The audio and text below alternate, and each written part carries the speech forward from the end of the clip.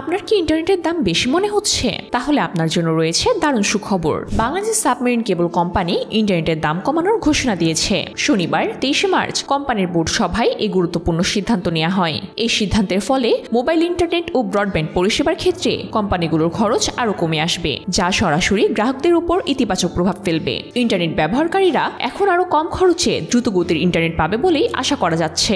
এ বিষয়ে আরও বিস্তারিত জানিয়েছেন প্রধান উপদেষ্টার ডাক, টেলিযোগাযোগ ও তথ্য প্রযুক্তি বিষয়ক বিশেষ সহকারী ফয়েজ আহমেদ তৈয়ব। তিনি জানিয়েছেন, সরকার জনগণের জন্য সাশ্রয়ী ইন্টারনেট নিশ্চিত করতে নিরলসভাবে কাজ করে যাচ্ছে। পাইকারি পর্যায়ে মূল্য কমানোর এই সিদ্ধান্ত তারই একটি গুরুত্বপূর্ণ অংশ।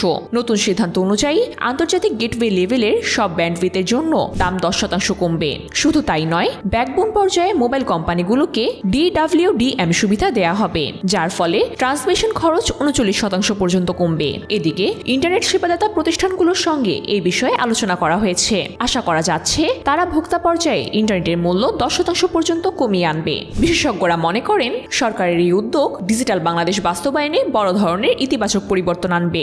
ইন্টারনেটের খরচ কমলে দেশের তথ্য প্রযুক্তি খাত আরও গতিশীল হবে। এখানেই শেষ নয়, আগামী বছরের মাঝামাঝি বাংলাদেশে যুক্ত হচ্ছে তৃতীয় সাবমেরিন কেবল CMU-6 এর সাথে।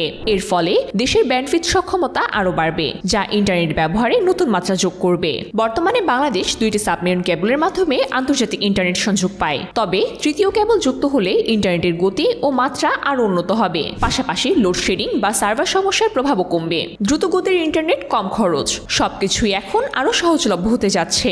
সরকারের এই সিদ্ধান্ত বাস্তবে কতটা কার্যকর হয় সেটাই এখন দেখার বিষয়। সরকারের এই কার্যকারী উদ্যোগ সত্যিই প্রশংসার দাবিদার। বিশেষজ্ঞরা মনে করছেন, দেশের ডিজিটাল উন্নয়নের পথে এটি একটি বড় অগ্রগতি।